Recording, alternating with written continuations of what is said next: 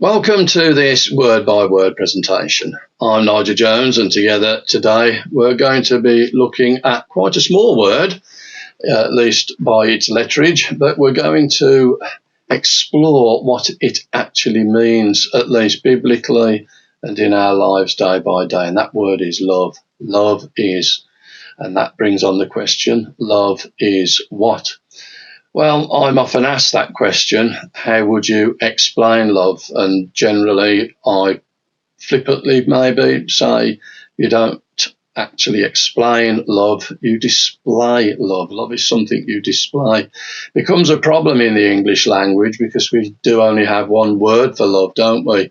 And it can really get you into a mess. I remember when I was much younger and was going out with a lovely lady who is now my wife. I may have shared these words with you before, and I remember making the comment that I love ribeye steak and I love you, meaning her, and the comment was, you better make up your mind which one you love the most. Jokingly, of course, but that's the problem with the word love, isn't it?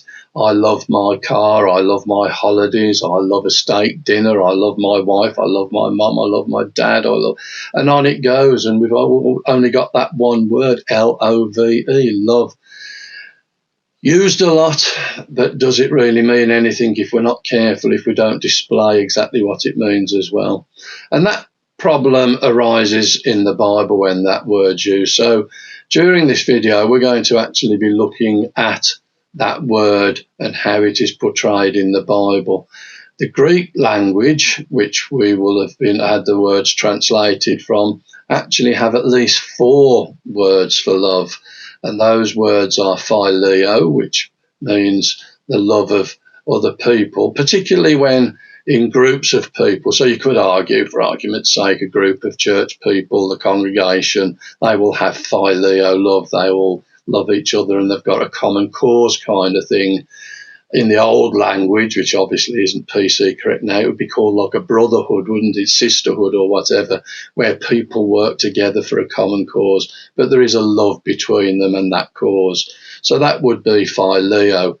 If you then go to eros, that's where the word erotica comes from. I'm sure you don't need me to explain where that's going.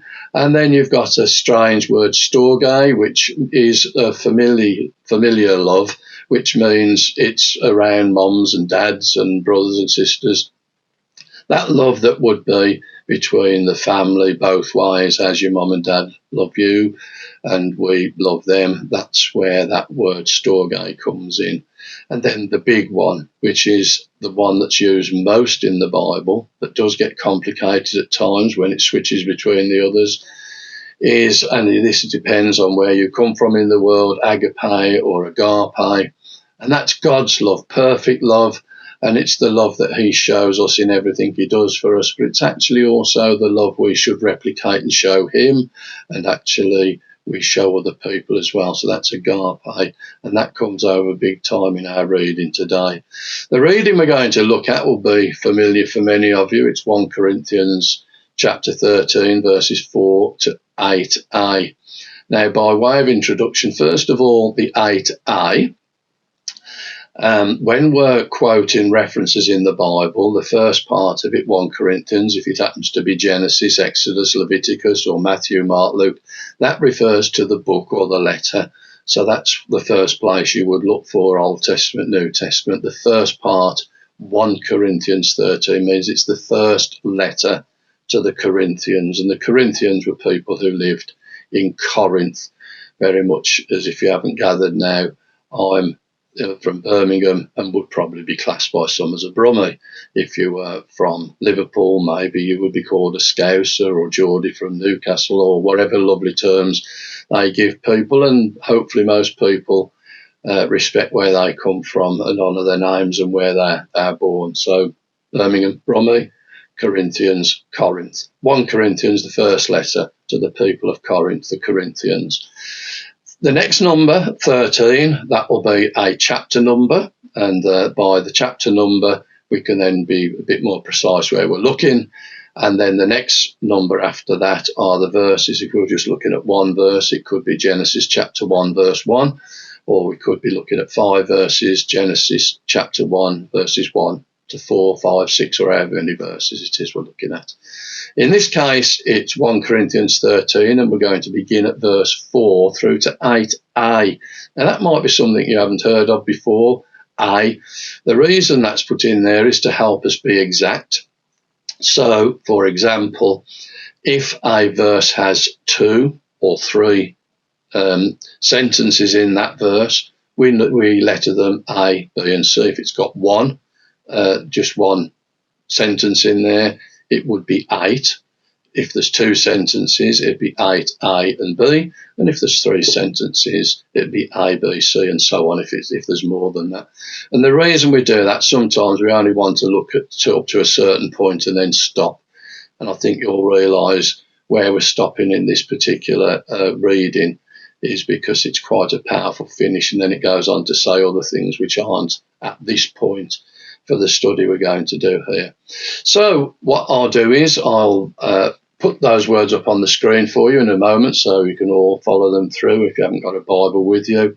And before we move on after the reading, if you have a Bible available, once again, if we're doing Bible study, have a Bible ready. So these are the words of 1 Corinthians 13 verses 4 to 8a. Love is patient, love is kind, it does not envy, it does not boast. It is not proud, it does not dishonour others. It is not self-seeking. It is not easily angered. It keeps no record of wrongs. Love does not delight in evil, but rejoices with the truth. It always protects, always trusts, always hopes, always perseveres. Love never fails.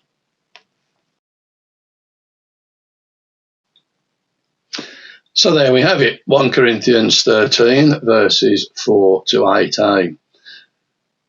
The first thing we need to note here, every time the word love is used, so we have here love is patient, love is kind, and as it goes through, love does not delight in evil. Every time the word love is used in this particular text, it is agape.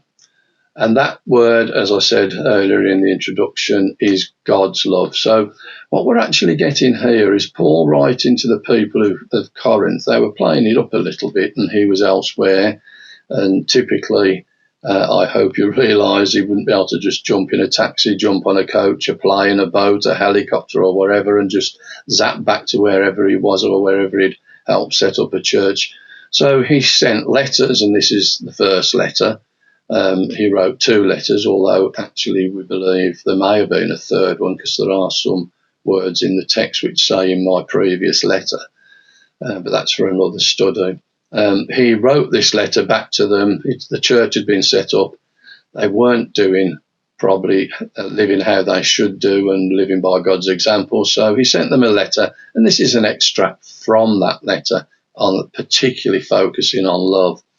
So he starts off this with love is patient. So in a sense, what we're saying here is, if we put it into its real term, God and his love is patient. But what an example to us. God is patient, or for us, because we're supposed to replicate it, love is patient. Love is kind. Patience and kindness. Gosh, if the world had that now, patience and kindness, some of the things we're going through at the moment just wouldn't be happening, would they?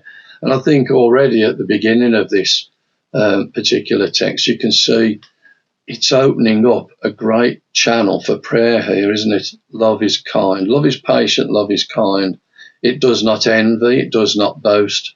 It is not proud.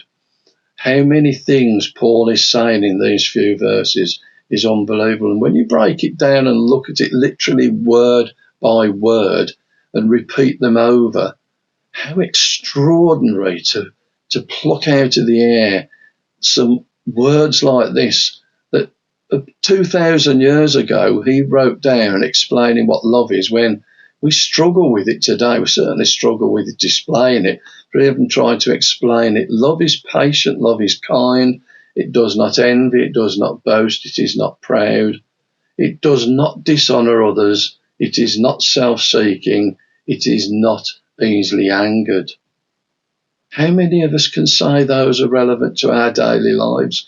Everything we've read so far, we break at some point. We lose our temper, or we get annoyed with people because we lose our patience with them. But actually, God keeps drawing us back, saying, actually, that's not my love. It's not how I treat you. So don't treat others like it. Love does not delight in evil, but rejoices with the truth. I'm told by people who use these terms themselves, is there really a God? Why? Because there's so much evil in the world. They don't say bad or naughty or horrible. They actually use that term. If there's a God, why is there so much evil in this world? Well, there again, there is another study there. And incidentally, if during these study courses things come to your mind that you would like me to bring into a study for everyone to look at, just drop a line to my, or go onto my website at least, and there's a contact point on there where you can contact me with any questions you want to ask and any future studies you'd like me to do. These are beautiful words. It always protects, always trusts, always hopes, always perseveres. Now, this is why we end at 8a, because these are the words at the beginning of verse 8. Love, God's love. God, love never fails. Let's hear those words again. It always protects, always trusts, always hopes, always perseveres.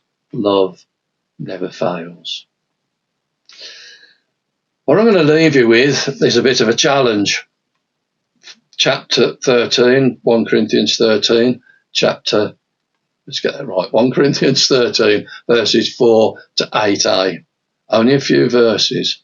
Of a night or any time during the day where you find yourself with a quiet moment, first of all, try and remember these words, because that would be fantastic if you could memorize them.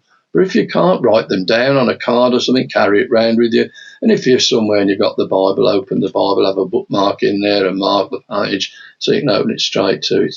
And in prayer, go through these words and replace the word love for yourself. I am.